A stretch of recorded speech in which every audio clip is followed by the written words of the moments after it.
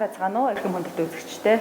Энэ удаад нэвтрүүлэгтээ бид бүхэн Монгол улсын гавьяат эдийн засагч амгалангийн цоож танигт орж оролцуулж байна. Та сайхан хаварчж байна уу?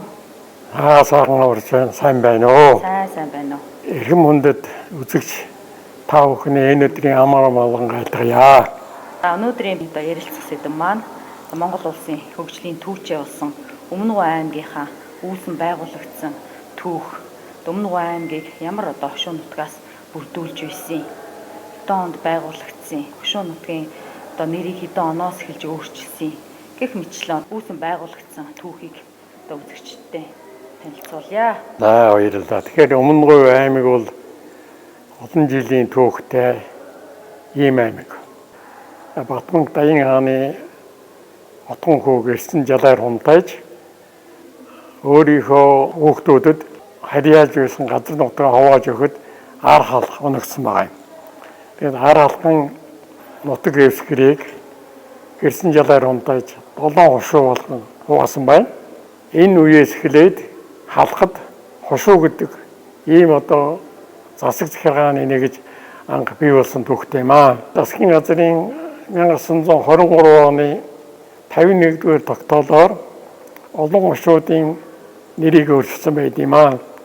Энэ өөрчлөлтөөр Цэцэрлэг мандлын аймгийн Балдан зас ёс зүйсийн хошууг говь гурван сайхан уулын хошуу нэртэй болгосон.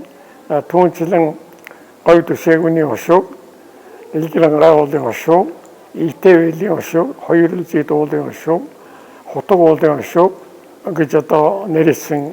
Энэ гол манай аймгийг бүрдүүлсэн 4 хошуу байна.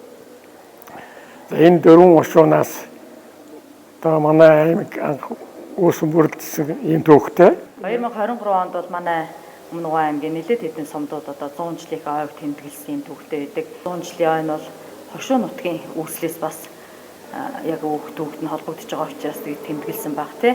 Тэгээ энэ талаар та бас тэр сумдуудын талаар бас тавьчихсан сайхан тодруулаад. Гурван сайхан уулын хошуу бол салаагүй сумдууд байгуулагдсан. За Дэлгэрэн гай уулын хошуу бол нутаг дэвсгэртэй хүн амттай мад ихтэй байсан учраас 1929 онд Шанхай уулын хошуу гэдгийг байгуулсан. Тэгээд Хутаг уулын хошуу бол хэвээр Өмнөг аймагтай нийсэн. Өмнөг аймаг 1931 онд анх байгуулагдахад аймаг маань хичнээн сумтай байсан. Аймгийн шавыг тавилцах те 70 цэцгийн дэнж дээр анх байгуулахад ямар хүмүүс бас олон оролцож байсан тухай. Өмнөг аймаг байгууллагатай бол 27 сумтай байсан.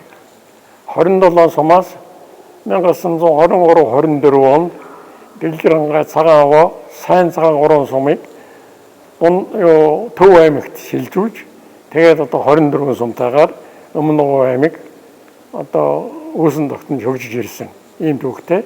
1941 онд Дундгов аймаг шинээр байгуулагдаж Дундгов аймаг 8 сумыг шилжүүлсэн. Ингээд Өмнөг аймаг 15 сумтайгаар үйл ажиллагаа хөгжүүлж ирсэн ийм түүхтэй. За Өмнөг аймгийг хаан төлөвлөрүүлэх үү гэдэг асуудал аймгийн хөдөлмөрчдийн анх дугаарыг хурал оцсон төлөөлөгчдийн хэмжээнд ярилцаж хэд хэдэн санал гарсан. За зарим төлөөлөгч нар аймгийн төвийг онгийн голын баруун дэнж дээр зүүн дэнж дээр байгуулъя. Зарим төлөөлөгч нар цогтвоо суманд байгуулъя. Зарим төлөөлөгч нар зүүн сайхан уулын ард байгуулъя гэж ийм санал гаргасан. Ингээд газар үзэх асуудал яригадаад тусгай төлөөлөгчөөр томилогдож газар үзээд ингээд зүүн сайхан уулын ар 70 задгаан дэнж дээр 70 задгаан хотыг төлөөлөхээр ингэж шийдвэрлсэн. Ингээд 1931 оны 6 дугаар сарын сүүлд 7 дугаар сарын үед Өмнөг аймгийн төвийг анх 70 задгааны баруун дэнжээр байгуулахаар засгийн газрын төлөөлөгч тэр үед зөвлөл холбоот улсаас ирж ажиллаж байсан Симүков, за аймгийн дарга Самбуу, за нутгийн ард тухайн үед сангийн яамны сайд байсан Гуйн базрын дорч нар энэ 70 дагаадын шавыг анх тавьсан ийм өөхт өөхтэй 27 сум 408 20 37.3 мянган хүнтэйгээр байгуулсан байдаг. 1965 онд ардын хурдын тэргүүлэгчдийн зарилгаар орон нутгийн хот болсон ийм одоо төвхтэй юм байнамаа.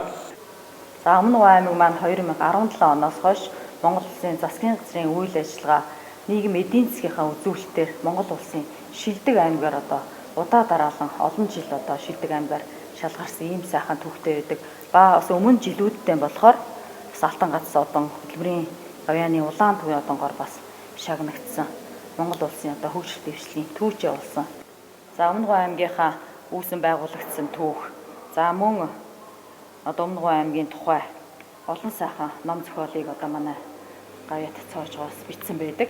2024 онд 3 сайхан уулын хошуу гээд одоо манай баруун сумдын одоо хошуу нутгийн хүүхдүүдтэй судалгааг бүр хошуу нутгийн одоо газар зүйн байршил, ан амтан, ургамал, жигүүртэн шувуу тэгээд одоо бүх судалгааг наривчлан гаргасан ийм сайхан ном бас таны одоо хамгийн сүүлийн бүтээл болсон байна. Тэгээд танд энэ сайхан бүтээл хийсэнд нь бас дахин баяр хүргэе. За одоо Өмнөг аймгийнхаа одоо энэ сайхан үүсэн байгуулагдсан түүхийг залуу хойч үедээ төвийн дэлгэрүүлэх, сурчлан таниулах, өмнгийн говийн сайхан судалгааг хийсэн танд баяр хүргээд таны ажил амьдралд эрүүлэнх аз жаргал хамгийн сайн сайхан бүхнийг хүсье өрөөгөөд таны цаашдын судалгааны ажилд нь бас өндөр амжилтыг музейн хамт олонны зүгээс манай өмнгийн говьчуудын зүгээс монголчуудынхаа өмнөстөө танд бас дахин баярыг хүргээд эрүүлэнх урт удаан наслахыг хүсье өрөөж байна. За баярлалаа. Одоо аймгийн музейн хамт олон болон өмнө говьчуудаа хамгийн сайн сайхныг хүсэж юу сонсон 9 цагаан өсөлч нь үргэлж сэтгэлжлэн бүтгэн өрөөлийг дэвшүүлье.